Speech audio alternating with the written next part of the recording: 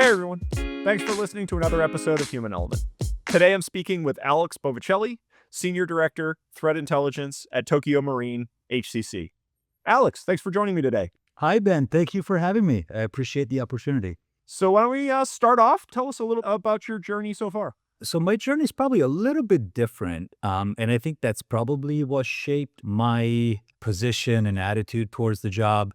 I was actually born in a different country. I was born in Italy, and I came here as a teenager. So I think that sort of shaped me the way that I was welcomed and the people that I met, and sort of like I don't want to sound corny, but there's definitely something to how I ended up working in the field that I did through work that I did for InfraGard, working alongside certain federal agencies.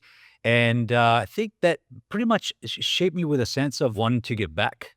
I don't know if that makes sense, but to me, it was always about wanting to do something that repaid what I had received, and I think that sense of wanting to help and do your part. I think that's what shaped a lot of the programs that I worked in, and a lot of my work. I think that, yeah, I mean, it's sort of I'm sure we'll cover it, but it's sort of something that I see a lot of people that I admire in the industry have. It's essentially you just want to help. You want to do your part. You want to help smaller companies. You want to do your part. So I think that side for me was likely influenced by the fact that I was welcomed in the country, and the people that I met, and working alongside federal agencies, and being able to actually participate, right, in doing something that's somewhat patriotic, right? So that for sure, that I can think of, like, possibly having to, I don't know, some of it is just getting older and maturity that sometimes helps you make better decisions. But as far as wanting to do cyber threat intelligence and doing it the way that I've been doing it, it definitely has a sense of commitment that probably comes from not taking this for granted. That's awesome. So there are life events that impact all of us: births, deaths, marriages, all the whole range. Are there any that you can think of that have shaped your leadership style? So I think that, the other reason why I wanted to sort of dedicate myself to this field and work in the threat intelligence field, as I said, right, it was because I wanted to do my part. I wish I would say that I could say that when my son was born, I really felt an even stronger need to want to do something that was not selfish, or something that was altruistic and doing your part to protect the country and companies that needed the additional support. So I did have that. So the birth of my son definitely did that to me. Now my son is older now, and he sees me work and he thinks that we're just a bunch of nerds. Like, I thought he would see me as like, oh wow, my dad does something really cool. But in reality, ultimately, not really. He doesn't think that. Of course, I'm a little bit older. I'm assuming that I was shaped by events like 9/11, and even now I'm shaped by constant ransomware events and attacks against smaller corporations, and the devastation that brings. So that kind of gives you a sense of why I want to do what I'm doing. Yeah, I mean, that's it really. I mean, I don't there isn't anything in particular that sticks out. It's a confluence of things. It's a variety of it's a multitude of things. Yep, all the things that kind of come together to bring us where we land. That's fair. So you generally you folks do insurance, right? Yeah, we do. So I'll give you a little background. So Tokio Marine HCC is actually one of the largest cyber insurance providers. I have never worked in the cyber insurance space. This is the first time that I had to learn and be involved in cyber insurance. I always came from the cybersecurity and threat intelligence side of the house. But what happened in the last several years with the advance of ransomware as a service, cyber insurance companies had to develop additional sort of technical understandings and considerations to actually truly assess risk, right? Because unlike other insurance carriers or another insurance space, you can't simply assess risk that a company is going to suffer a catastrophic event just based on a paper application, right? I mean, you don't really get anything from that. So a lot of insurance companies started wanting to build internal teams that were very much focused on providing a full understanding of the technical stuff that they weren't quite familiar with. So there was kind of like a confluence, a merging of the two, of the cyber security space and the cyber insurance space. It's still very fascinating to me because it is very different, right? The way, if you're familiar with the underwriting process, essentially, cyber insurance underwriters have to make a decision on a policy, whether to bind the policy or not. And my team and I are not underwriters, right? I like to say that our job is actually there's very much a gambling component, taking a risk or trying to connect the dots. And I like to tell them that, look, if it is like gambling, we want to be the people in Vegas that serve you coffee when you're gambling. We don't want to be serving you alcohol, right? I mean, we really want to make sure that we provide enough synthesized information for them to truly understand. That's a big part of the job, right? The big part of the job is basically how do you transfer the technical information and the risk in a way for the underwriter to truly be able to understand it, right? And be able to make a decision. Besides creating the technical tools for detections and working with all the different companies we get to work with. So yeah, I mean, I honestly think that this has been an amazing opportunity. I mean, I have always come from the side of work in security within one company, so the CTI team within the SOC, right? And suddenly I was given an opportunity, going back to my corny, initial statements, of having the opportunity to help people sort of at scale, right? Because we have thousands and thousands of companies. A lot of them are smaller companies. And although the concept that it is risk transference, like you're transferring risk to us, it does give us the opportunity to be able to monitor and alert over 20,000 companies. So when the opportunity came to me, it became sort of clear fairly quickly that this was going to be an amazing opportunity, because instead of protecting one company and trying to do your best to collaborate within the industry or that industry vertical, you're now actually able to scale that to a surface level, right? It's attack surface management. Right? Our company provides a level of ASM for free, but you are making a difference with thousands of companies. Tell me about a non-technical skill that has had an impact on your career. A non-technical skill that has really helped me in my career has been the ability to collaborate and understand other people. So the soft skills that allow you to be able to understand someone's personality, to be able to understand how to communicate with that person in a more effective manner. That is probably something very critical. I think that that's going to become even more critical as automation becomes more and more leveraged, and the ability for the human element actually to take center stage. So communication and collaboration, gigantic, especially in my field, threat intelligence. Absolutely. All right. Is there a mistake that led you to significant personal growth? Yeah, I mean, how much time do we have? Personal growth. Well, hopefully, I'm still growing. And I haven't reached my full maturity. I would say several. I mean, obviously, when you're working in a technical field, you are going to make some technical mistakes. That is just something that comes with the territory. We should be okay with that. But my personal growth, I think a lot of it comes with maturity, right? You make a series of smaller mistakes, and you have to be humble. You have to understand. Hopefully I'm lucky. I'm not just saying this because she's in the other room, but my wife actually keeps me very humble. There is definitely a need for understanding when that mistake, why you did what you did, and you learn from it. Yeah, it's a constant process. Yeah. Absolutely. Can you think of any one individual that altered the trajectory of your career? Yes, I can think of several. So I think a lot of what we do in our career, I think a lot of it is chance. A lot of it is making the most of an opportunity. So I think, and as I said earlier, knowing why you want to do something and what you see as a purpose helps drive us to those opportunities. And I've been lucky. Honestly, I've been lucky to have met people that have always sort of quote unquote thrown me in the fire, right? Here's the keys to the car, go. But they've always allowed me to, to kind of like fall on my 2 feet. So I can think of, oh boy, let's start with my current leadership right now. I mean, I was given an opportunity to build at Tokio Marine. I was given the opportunity to bring in people and tools that leadership wasn't familiar with, right? A lot of times when you're in the insurance space, you're approached by a certain type of tool and company that's trying to sell you risk solutions. I was able to bring in like cybersecurity tools, right? So the ability to work with startups. So current leadership, Mike and Jacob and Susan and everyone else that allowed me to build this to actually make a difference and have a positive impact. Besides that, my previous job, Rob Groom, the at the time director of the security operations at USC, University of Southern California.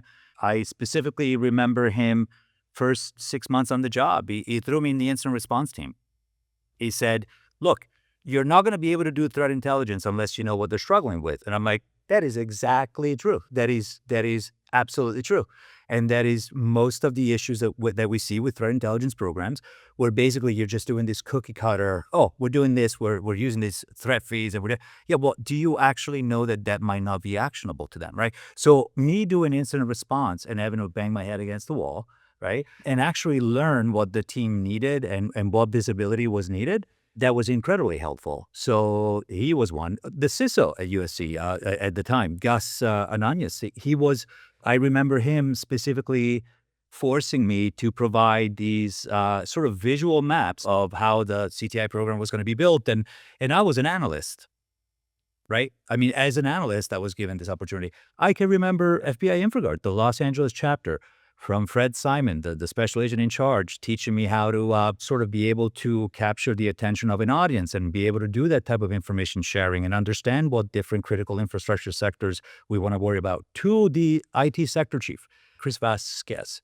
who threw me in a honeypot program that was, again, just these opportunities where I was given the chance to learn and build something, right? So yeah, a lot of people. But you have to be willing to put yourself in those situations. Yeah, absolutely.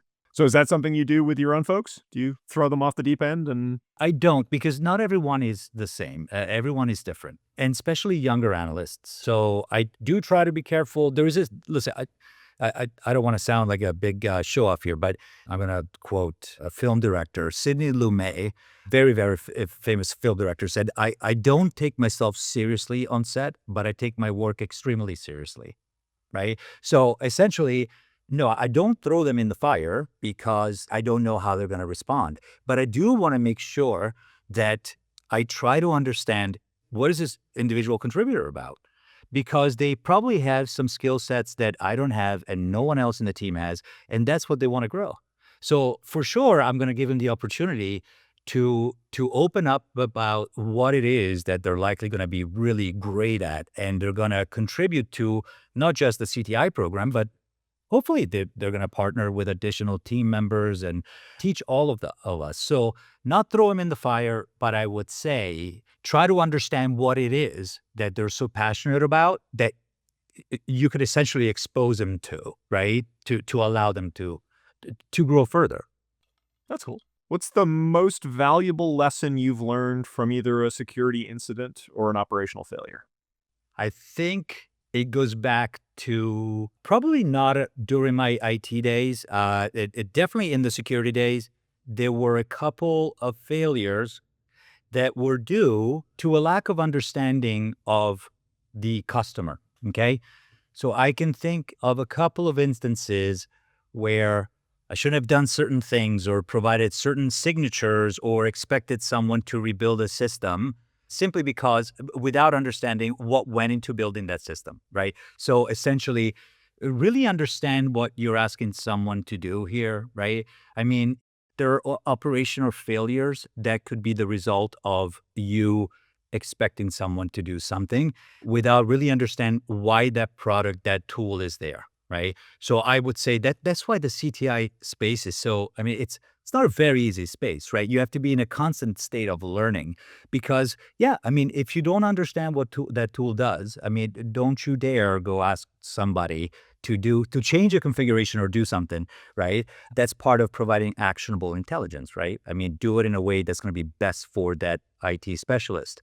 But there was also, I can think of a failure where I was expecting someone to have sort of like the same passion for a particular briefing, right? I mean, there was a lot of work that was done in my previous job that was, let's just say, APT focused. There was a lot of targeting, a lot of professors. And we have to understand that not everyone is very passionate about cybersecurity and cyber threat intelligence, and not everyone might be willing of even understand a certain risk, and you have to be able to put that in perspective, even when you're dealing with a human and not a tool, right? So without being too specific, I think those really stick out to me. There was also something that it was a collaboration with law enforcement that I felt a very similar thing, where basically you're coming from a cybersecurity and you're so hyper focused in the CTI and cybersecurity space, and then you don't realize that there is actually no law that can be leveraged to do what I think should happen, right? So again, is this sort of lack of fully understanding the situation. It's that step back and getting the whole perspective. Yeah, step back and get the whole perspective. I mean, whether you're telling someone to close an SMB port at the firewall, or you're collaborating with someone who has to actually take something to court, right? So you need to, right? Or you're trying to inform a professor, someone who does not have a CTI degree or cybersecurity passion. It really is important to understand the customer. It's critical. Looking at the current period, your current team, tell me about your approach to building trust and how that process has evolved. So a lot of that building trust really has to do with the trust we have in ourselves. That probably sounds extremely silly, but there is definitely a sense of insecurity that follows. I say, at least me, as you grow and you become responsible for non-technical processes, I've definitely noticed that you do lose some technical skills, in a field where from the beginning you're told that you have to constantly learn, and which you do, right? I mean, so much of what we do is technical. So there has to be a level of maturity and understand that it is your job now to actually learn from those individual contributors, right? So whatever you might think that you're lacking in a technical skill, well, take the joy in having someone else teach it to you, right? So essentially, by allowing someone to be open to, having them be open to tell you, this is what I truly like, this is what I'm passionate about, you can actually allow that person to have this great learning arc, right? And through that, you're actually, you have to be able to sort of manage that learning so that it benefits the program. But what that does is it does build trust. So you have to be willing to just, leave the ego out the door, and it's all about the CTI program. It's all about the success of the program and the people you're trying to help. So by sort of like letting go of those defenses and insecurities, and really try to understand what the strengths are of these people. People are very different, right? Not everyone wants to be a manager. I mean, some people are just great individual contributors. Some people are really, really good at certain skill sets. Some people are just really, really good at scripting. But hey, maybe there is a space for everyone to leverage those skills so they feel empowered. And as they feel empowered, they are going to be a lot more sort of dedicated and committed to the program because they think that they are truly making a difference. And I don't know if you've caught it, but I do have this sort of like sense of purpose, and, you got to drink the Kool-Aid, right? And if I get them to drink the Kool-Aid about we're helping companies, we have to help companies that are struggling, they truly feel like they are part of something bigger and they're actually in control of what they're doing, their own contributions. So I think that's how you build trust. I would say that, and then you keep it light, right? I mean, I tend to be a very intense person, but I do like to have humor and keeping it light. So you're creating this space where everyone can contribute to the bigger mission with their own skill set. And there is no competition. We just all learn from each other. That builds trust. Yeah. Awesome. So looking at your team, looking at your organization, not necessarily looking for, metrics and objectives, but how do you define success? So looking at the organization, well, of course, the team was built for managing the frequency of ransomware claims, right? So from the very beginning, my goal has been that, right? Our intelligence requirements are completely focused on that. And so there has to be a level of success that's associated with the fact that we are alerting and helping remediate and mitigate certain exposures across thousands of companies. And we're tracking these exposures correctly. And by doing that, we impose some level of cost on the adversary. And essentially, our companies are not being targeted with that vector for initial access, right? So success in the ability of being able to mitigate those ransomware events across our portfolio, that's has to be a success metric. But there is also something to be said about the interaction that we have with our customers. A lot of our companies are smaller companies, and what I do find successful is when I see certain interactions and responses and calls we get on where they say, "Well, thank you so much. We didn't even know that we could do this. We are going to be doing this." So you're kind of doing something that's changing the culture, right? Where essentially you have these very, very small teams that are struggling with resources, and you're able to kind of like guide them in the right direction, and they're able to sort of like gain additional control over their environment. So that I think that cultural shift is also a sign of a successful program because you're making a difference that you teach a man how to fish, right? But there is also, because of the scale, this is going to sound a little odd, but because of the thousands and thousands of companies and the hundreds of claims that we see, so we tend to see this outside of like our honeypot networks. There are certain things we can influence in underwriting that will allow for stronger security controls. And we tend to see certain initial access vector by ransomware groups slowly fade away and move into another sort of territory. So to us, that's also a sign of success, right? Because it tells us that, okay, well, we've done enough work to where we've made it difficult enough for them to actually go after something else. So I'm not saying we're imposing costs, but we are doing our part, and that's a sign of success. I mean, we've essentially changed things enough to where now they're shifting to another tactic, right? Yeah, I think that's a sign of success too. Yeah. Yeah, I mean, there are so few signals in our space that we're actually having a positive impact. And the fact that you can see and watch longitudinally and see an initial access technique evolve because, as a community, we've shut off that door. That's awesome. I'm glad you said that because so we are I think that there is a disconnect in the community, in the cybersecurity community, where we tend to there is a lot of publicization. So there is a lot of the big ransomware events that, of course, are going to get a lot of clicks, right? So those ransomware events, though, the very large ransomware events, are extremely targeted. So you're talking about just a handful of groups that are working very hard to do a lot of recon, a lot of preparation, developing a lot of resources, and a lot of times they are leveraging social engineering techniques because they are actually culturally targeting as Westerners, targeting Western companies. So that is not what we see. What we see a lot of is just hundreds of smaller companies that are being targeted and attacked and devastated by, just very simple SSL VPN. Oh my God, SSL VPN brute forcing. Like that's where a lot of and I've talked about this at Black Hat. I was actually lucky enough to be offered the opportunity to do this. And it's kind of become my mantra now where if there is something that I could make a difference in, I would like to preach that, which is basically, look, I've been on the other side now for a few years, and I can tell you that it is not, a lot of times it is not what we see in the news. It is not the tools that we're selling. Okay. A lot of times it is the low hanging fruit. Most of the times it's the low hanging fruit. There are groups like Akira Ransomware, right? That for the last 2 years all they have done, they have focused on really optimizing a form of SSL VPN brute forcing. They've worked their way through all the Cisco ASAs, and now, as we probably all know, SonicWall, right?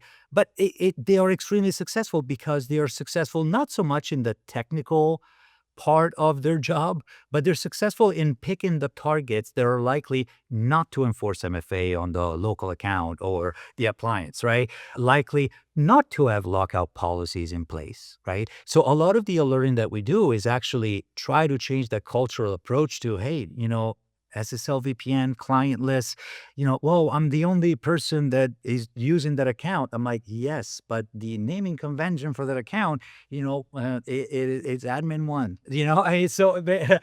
so basically that's where we can shift the culture, and that's where the company and I and my team, I mean, we're hyper focused in trying to make sure that we don't provide the low hanging fruit, right? Yeah, I mean, I'm obviously I'm not pointing fingers, man, right? I mean, this is basically just a part of it is the cybersecurity community as well, right? Like we there's a lot of articles about the Caesar's Palace compromise, right? But not so many about the hundreds of ransomware events every week that take small companies down, small clinics, right? I keep seeing articles about like power jacking. It's like I have yet to see an actual completed attack. Why are we wasting our time on this? Is it the clicks? Maybe it's the clicks, right? I mean, maybe that's what it is. Maybe it's like, hey, here is an extremely convoluted and likely to never happen attack against this protocol. It's really clever, but brute force is going to work faster. Yeah. Brute force. I mean, that has been actually very surprising to me that we've seen a switch because we're very consistent with authentication bypassing. So alerting for any authentication bypass for any edge device, right? Vulnerability. And what we've seen is that they really switched to optimizing brute forcing tools for SSL VPN and RD Web. I mean, they notice like, hey, you know what? Maybe this works too. And they are right. So we're able, because of the scope, we are able at a surface level, we don't get telemetry, right? But at a surface level, we're able to see that they're shifting their tactics. So it's our job to now shift them back. Absolutely.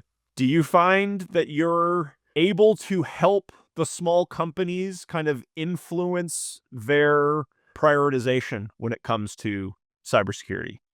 My heart is always going to go to the IT team. I mean, I think again, it's another one of a misconception that like critical infrastructure, like you're thinking that, you probably you have this tiny IT team and they're probably they're probably cutting the grass. They're probably in charge of doing additional things, right? So a lot of times it's actually not their call. A lot of times leadership is actually pressuring them to simplify things without giving them the tools, the time, and the budget to actually choose a solution that's specifically going to mitigate risk while allowing for ease of access, okay? So it's very difficult. So I find that there are certain teams that are very open to that, and then there are certain teams that are not. And sometimes that is because of leadership. Sometimes it's because they themselves have been around the block many times and they think that if they, hey, look, I had RDP open, but it was sitting on 3391. It wasn't 3389, right? Hey, do I have storage for you? Hey, of course I have SSL VPN, but, it's not tied to my domain. How are they going to find me? Well, that's because they're not looking for you, right? They're not saying, we're going to brute force every dry cleaning in Illinois this month. I say, no, they're just brute forcing at scale. So a lot of that has to do with the level of, unfortunately, with a lack of understanding, right? And of course, again, if we were able to preach a little bit more about those things, even in the news, maybe the lack of understanding wouldn't be there, right? But they're thinking that they're going after the larger companies, they're going after the larger organizations.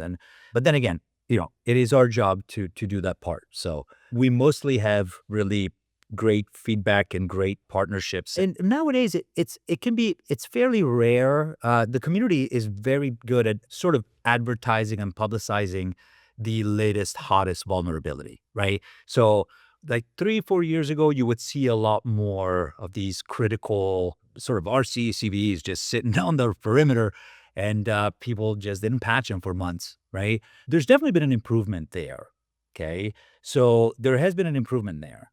But I do think that the basic security controls that are needed are not always enforced just because of a lack of understanding how these things happen. And they'll, hey, it's not going to happen to me. We're just a small company. So yeah, it's sort of a 50-50 shot, I would say, but it's definitely improving, I would say. Yeah. That collaborative effort, right? Yeah. Is there a resource you would recommend to people to kind of cut through the noise and really identify, here are the things I as a small shop should be looking at first? Yeah. So I think that there's probably a bigger conversation to be had about potential failures of the CTI industry, where essentially we have just flooded these people with feeds and information and technical feeds and IOCs, which are essentially they're already old. They've already been exploited. So why would you even want to know that you've been? So that a completely wrong approach. We've just flooded them with this, and they probably smaller companies might have lost some interest, right? So all of the alerting that we do and the research and knowledge books that we push out to our customers, we tend to focus very heavily on native tools and and simple configurations that they can do without buying additional solutions. Okay. But I would say that a lot of people, unless they work within that critical infrastructure, they are not aware of the free services and free things out there, like your SysAkev, right? It's great. You want to prioritize vulnerability management. CISA is a great resource, right? Our government does it for you. I mean, they will tell you. We have all your ISACs, right? I mean, they're an incredible resource. InfraGard. So as long as they are willing to be involved within their own industry vertical, I think that there are a lot of organizations and opportunities that are kind of like, synthesizing that threat model for you, right? And they're pushing the information that you should be aware based on your industry vertical, right? So ISACs, InfraGard, your SysAkev. Listen, there are a lot of our, and that's what we tell our customers, like a lot of our industry tools, like, I don't know, like a lot of industry tools, they are free, right? I mean, a lot of them, there's also a community edition. So we tend to tell them like, hey, if you don't have the budget to do this, you might want to consider OpenVods, or you might want to consider this tool and configure it that way to receive, some things are free, right? I mean, and it's our job to actually find the startups and the companies that are willing to engage with our customers, based on their budget. But I do think the community has a lot of things, already available. Yeah. So we've talked about how this is constantly changing. Things are constantly moving. There's always something to learn. How do you keep ahead of emerging trends and keep up with the day to day at the same time? I think I'm fairly lucky because of, it's a threat intelligence team. So the collection, process is everyone's responsibility. We have very simple but clear intelligence requirements, and you can imagine what they are, given our focus on ransomware initial access. But we have a nice Confluence page that we are constantly tracking and dumping information and news articles in. So essentially, it's a collaborative effort where every analyst is responsible for collection based on the intelligence requirements, right? And then, as we spoke, there are some people that are just very, very good at vulnerabilities and software and have some level of pen testing interest. And so, of course, they're going to be contributing more with that daily information on the actual CVEs and software vulnerabilities, right? Well, then there are some other people that are actually more interested in the honeypot data that we're receiving, right? So they're going to be providing that type of information. We have wonderful partners that we work with that have very, very strong, let's just say, very strong assets or contacts in underground markets with access brokers. So that's always we have our weekly touch points with every one of our partners. That has been one of the great privileges of working at this company, is the fact that I was given the opportunity to just, hey, whatever startup it is, whatever they want to build, let's do it. So it's a combination of a group effort based on their specific interest, knowing exactly what to collect, how, and how to present it, and where to deposit it, and just an ongoing, constant partnership and information sharing environment. And of course, we have an edge over other companies, and that is because we have access to incident response data. Critical, right? However, critical, but you can't wait for the incident response data. I mean, because then that means that that exploitation has happened at potentially at scale when you get that information, right? Definitely. So is there one thing that you as a leader do that you would like to see more leaders do? Actually, there is something I feel fairly strong about. I think that at times there tends to be a lack of transparency. There tends to be sort of and I'm not saying this is done maliciously because, when you have a very, very large team, you want to be very strategic in where information is being shared. But I think it is critical for leadership to be very clear in the overall path of the program and the company so that those individual contributors can actually feel like they're participating in a strategic manner, right? I think the other thing that I find to be an issue that I've noticed is that as an industry, we are sort of expecting these kids to get out of school and just have 17 certifications and, a master's and whatever, you know, and we've actually lost touch with the fact that maybe like older generations, we understood it was a craft and it is ultimately part of IT that and, I'm very big on internships, right? Even working at USC, I got to sort of co-teach certain classes and present in certain classes and really understand what they were being taught and think, okay, how is this going to prepare them for a junior stock analyst role, right? And then offer an internship within our space, within our SOC, so that they could learn those skills. So that when you get that degree and you hit the market, you're actually showing that you've done basic tasks that you would do it in a SOC. And I do the same here. Like I do tend to really believe in internships and getting people when they're ready and they're done with school or as they're finishing school and teaching them the basic skills so they get prepared for work. And a lot of times what we see is that within a short time period, they actually develop a passion for the team and the group and what they're doing and they stay. And so you're growing a community, right? That's awesome. Yeah, I think we need more of that. I think we need more internships. I think we need more, you know, I could never get my head around, having worked with incident responders, that it's that first moment where the bottom falls out and you realize how deep the hole is. That's not something you can teach. You have to have gone through those events to understand what hit the fan and what it's going to take to clean it up. I mean, no one has. I mean, see, the only way that that knowledge gap that we worry about and all those insecurities about, oh my God, I forgot to do this, or I haven't configured a SIM rule in 7 years. I mean, yeah, okay. Well, we're not supposed to all know it all, right? But we are responsible, right, with providing the younger generation with a bedrock of information that allows them to continue building on it. So, especially in the age of automation, right? Yeah, I mean, a lot of it is the industry itself, right? We do have to improve certain things, and teaching the craft, that's on us. Totally agree. So how do you know when you've got an effective team culture and how do you build one?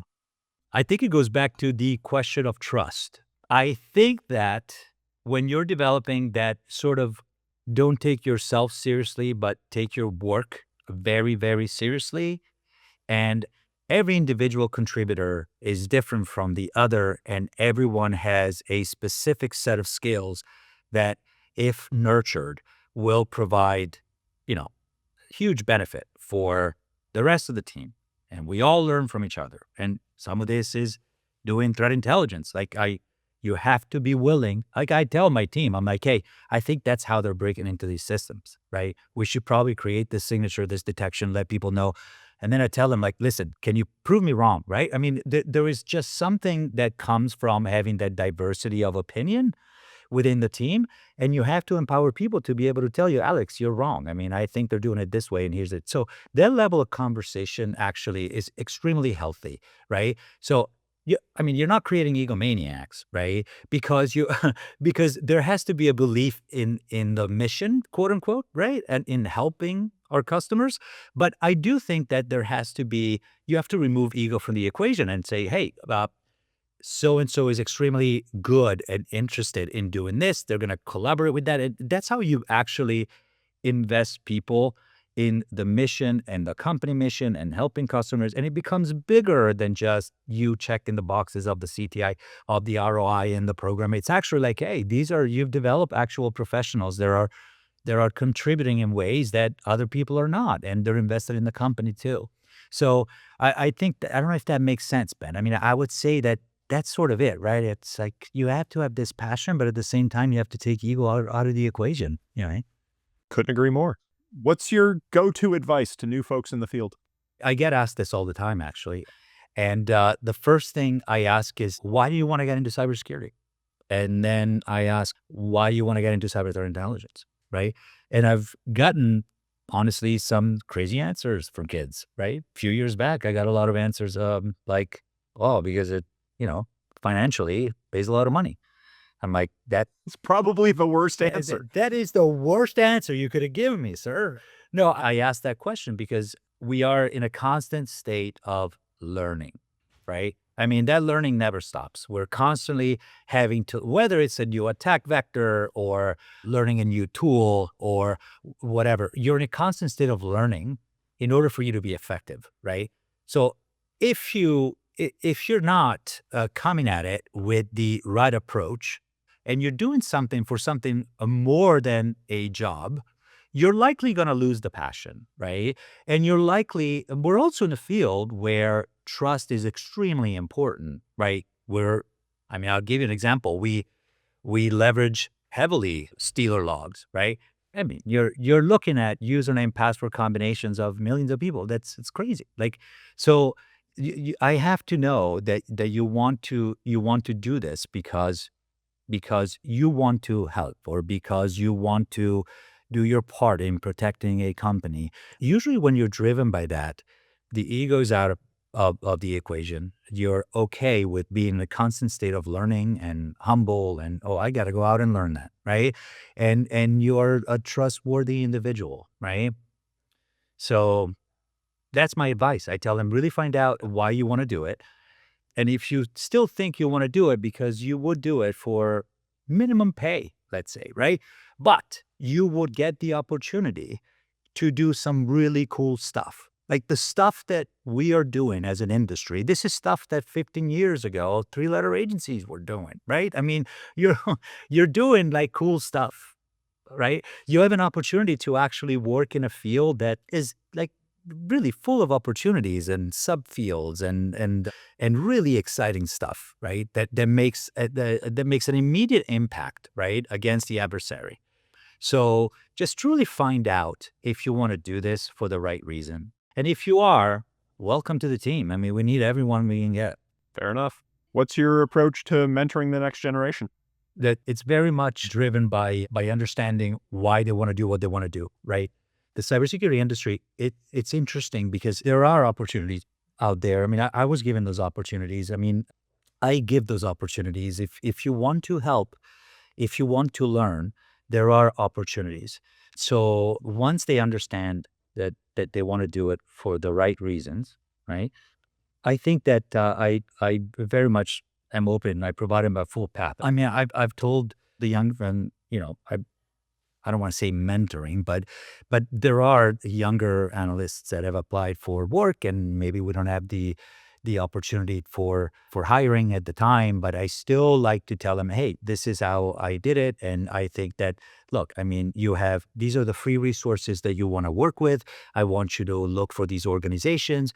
There are so many opportunities out there, but the most important thing is, are you doing it because you want to help a company? Are you doing it because you actually want to do your part in countering that attack, right? If you're doing it for those reasons, I think that there are so many resources available. Any of those resources you like to share openly? Sure. I mean, again, I would say any sort of group that volunteer for your local chapter of InfraGard. To try Hack Me. How about every single CTI tool that we know as a community edition, right? Every single one we know, right?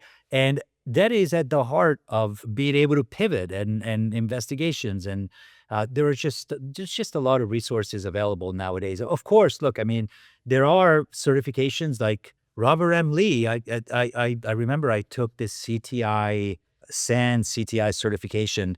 Robert M. Lee, what a fantastic teacher, right? Like great concepts. But not everyone is going to be able to afford thousands of dollars. But when you see what that certification provides, you can go out there and you can actually ask the community for the equivalent lessons, right? And learnings that are available for free, right? In the age of the internet, it's all there. You just have to plan it out correctly, right? If you're driven by that purpose, I mean, there are so many free resources. Yeah. We have a strong community, man. I think that the cybersecurity community, the threat intelligence community, very, very strong. Very, very big on collaboration. Yeah. Totally agree. So working your way up the ladder, what was the hardest transition you had to make? Yeah. I think that the hardest part was moving from an individual contributor to managing, actually learning how to be able to separate yourself from that sort of technical learning mindset to, hey, I'm actually being paid to do something more than that now, right? And really understand how to pull people together. Listen, I have an advantage. I mean, that advantage is actually my wife. I have been very fortunate because I do get a lot of feedback from her at times when we get to work from home, right? I mean, and a lot of it is it's really amazing, like how much learning I had to do to just understand that. Look, I mean, you got to develop that person now, right? Like they're trusting you with their career development. You have to do that. You have to try to understand at a human level who they are and make sure that you provide all the opportunities that are then going to be extremely beneficial to the program, right? So for me, that was very difficult going up the ladder, like trying to understand that I couldn't just sit in a room with my laptop and its monitor, right? And just do work. You actually have to get out there and you have to develop certain emotional intelligence to be able to help additional people and other people, which in turn will help you and the company. I think that's very hard for our field, for a lot of people. I would agree. That's a tough one. Have you observed any trends out there that are going to require us to change how we lead? Yeah, I think the push for fast adoption of AI. This actually goes back to the part of the conversation we were having where we're talking about developing emotional intelligence and non-technical skills, right? We have to be willing to understand that, look, I mean, there's going to be a level of automation where, if you think you're just going to be, working with Python and scripting a couple of things to automate somebody, those days are gone, right? So it is our job as leaders to actually do develop the human element, right? So that the analyst is leveraging those technical resources, but it's really coming from a human, right? So essentially, teach them the ability to interact with people and to be good listeners and be able to collaborate with people, right? The time where we could just sit and essentially just get lost in a bunch of blogs, I mean, that time is probably going to come to an end soon, right? And it doesn't mean that the industry comes to an end. It just means that it is now our responsibilities, if we're in a position of leadership, to make sure that we teach the other skills as well, right? So they can leverage the automation, but at the same time, they will never be replaced by automation, right? Yep. That human intuition is always going to be, I think it's always going to be necessary. It's just a matter of how we leverage it, how we use it. Yeah. Yeah, no, I mean, we're certainly not quite there for the idea that we are just suddenly just gonna hand the sock over to ChatGPT. I mean, we're not quite there yet, right? But just like I tell the team all the time, right? Once you've learned something, you find a flaw, you have found the opportunity to improve a process, we need to automate it, right? Because I need you thinking about the next thing, right? So that's a human skill, right? So then you automate it. Definitely. When you're hiring for your team, what would you say is the most critical quality and how do you screen for it? Yeah, it goes again. I'm going to sound repetitive in this podcast, but it really goes back to why do you want to work in cybersecurity? Why are you interested in cyber threat intelligence? Within the hiring process, though, right?